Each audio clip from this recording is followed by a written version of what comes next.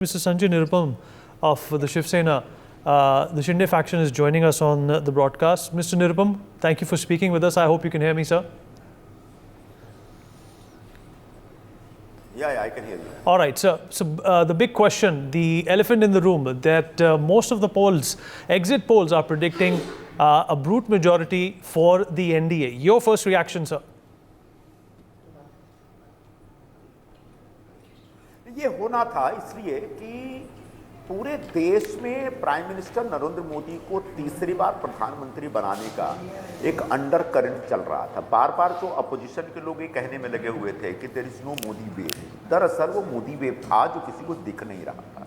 निश्चित तौर पर ये एक फैक्टर था। दूसरा फैक्टर ये था कि अपोजिशन ने मोदी के खिलाफ या बीजेपी के खिलाफ, एनडीए के खिलाफ अपने आप को यूनाइट करने की कोशिश तो की, लेकिन उनके अंदर इतने डिफरेंसेस थे, इतने कंफ्यूजन थे कि उसको क्रेडिबल अल्टरनेटिव करके लोगों ने एक्सेप्ट नहीं किया। और इंडिया अलायंस की तरफ से कोई एक विकल्प के तौर पर भी नहीं सुझाया गया कि अगर मोदी नहीं तो कौन।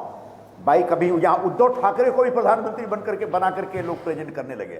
उधर से कोई राहुल गांधी का नाम ले तो खड़गे जी आएंगे, तो मेहता जी आएंगे, तो अखिलेश जी आएंगे। तो इस तरह के कंफ्यूजन को हमारे देश का जो मतदाता है वो स्वीकार नहीं करता। तो एक तरफ मोदी के लिए स्ट्रांग फैक्टर और दूसरी तरफ बिखरा हुआ विपक्ष। और जिस तरीके से विपक्ष लड़ रहा था, पंजाब में आम आदमी पार्टी कांग्रेस आमने सामने है, दिल्ली में अलायंस है, पूरे देश में कांग्रेस और कम्युनिस्ट पार्टी एक साथ मंच साझा कर रहे हैं। लेकिन आप केरल में देखेंगे तो एक दूसरे के खिलाफ, यहां तक कि राहुल गांधी के खिलाफ सीपीआई की एक बड़ी नेता चुनाव लड़ रही है। तो ये सब, अच्छा ममता बनर्जी आपके साथ इंडिया अलायंस की एक प्रमुख नेता है, लेकिन उन्होंने कहा वेस्ट बंगाल में हमको आपके साथ कोई अलायंस ही नहीं करना है जी। तो ये सब लोग देख रहे थे और इसकी वजह से ये नतीजे आने थे। और मुझे लगता है कि इंडिया अलायंस का ऑलमोस्ट सफाया हो जाएगा और यह कांग्रेस पार्टी के लिए एक बहुत दुर्भाग्यपूर्ण दिन होगा, क्योंकि कांग्रेस पार्टी एक बहुत ही लाचार और मजबूर पार्टी की तरह चुनाव लड़ रही थी। वो अपने पैरों आप कांग्रेस पार्टी का हिस्सा थे, आप कांग्रेस पार्टी का हिस्सा थे सर, काफी सालों, 2 दशकों तक लगभग आप कांग्रेस पार्टी का हिस्सा थे। आपको क्या लगता है कि क्या क्या खामियां हैं कांग्रेस पार्टी में, क्या क्या गलतियां हैं कांग्रेस पार्टी में जिनको वो बदल नहीं पा रहे हैं, जिनको वो एक तरह से तब्दील नहीं कर पा रहे हैं, और उसी का खामियाजा उन्हें आज भुगतना पड़ रहा है? इस विषय पर पिछले 1-2 महीने में बहुत बार बोल चुका हूं मैं, और आपके इस छोटे से टॉक शो में मैं बढ़िया से विस्तार से नहीं बता पाऊंगा। लेकिन ये पूरा हिंदुस्तान महसूस कर रहा है कि एक तो ऑर्गेनाइजेशनल लेवल पर एक बहुत बड़ी कमजोरी है संगठन में।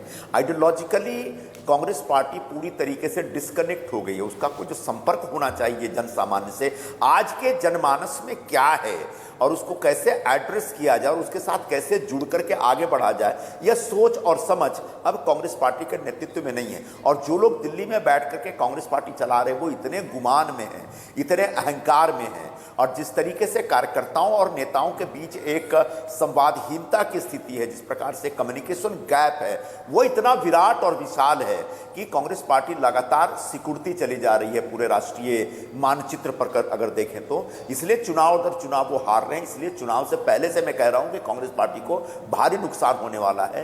कांग्रेस पार्टी का नेतृत्व में अब इतनी ताकत नहीं रह गई है। कांग्रेस पार्टी का जो समन्वय होना चाहिए बाकी पार्टियों के साथ, वह बहुत कमजोर है। जिस तरीके से ममता बनर्जी एक मजबूत नेता है, वहां की मुख्यमंत्री हैं कितनी बार, 2-3 बार की, उनसे जिस प्रकार के कांग्रेस के स्थानीय नेताओं का टकराव चलता रहा और दिल्ली के नेता उस टकराव को कम करने का बस एक दिखावा करते रहे, वह यह स्थापित करता है कि कांग्रेस पार्टी में बुरी तरह से बिखराव है। कांग्रेस पार्टी के अंदर जो लड़ने और जीतने का जो दम होना चाहिए, ताकत होनी चाहिए, वो लगभग मिसिंग है। सर महाराष्ट्र को भी एक बहुत बड़ा स्विंग स्टेट माना जा रहा है, और काफ़ी एग्जिट पोल्स ये भी बता रहे हैं कि एनडीए को वहाँ पर कुछ नुकसान हो रहा है। उस पर थोड़ी रोशनी डालिए कि ऐसा क्यों हो रहा है? ये एक बहुत ही फॉल्स नैरेटिव क्रिएट किया गया, सेट किया गया चुनाव प्रचार के दरमियान कि उद्धव ठाकरे को और शरद पवार को उस स्प्लिट के बाद एक जबरदस्त सिंपैथी मिल रही है। और वही सिंपैथी आपको दिखेगी इसमें। लेकिन मेरा मानना है कि सिंपैथी इतना बड़ा वोट नहीं दे रही है जितना बड़ा नरेंद्र मोदी के पक्ष में एक वोट है। यहां पर भारतीय जनता पार्टी, शिवसेना और एनसीपी, अजीत पवार, इन तीनों ने मिलकर के बड़ा वेल कोऑर्डिनेटेड तरीके से चुनाव लड़ा है।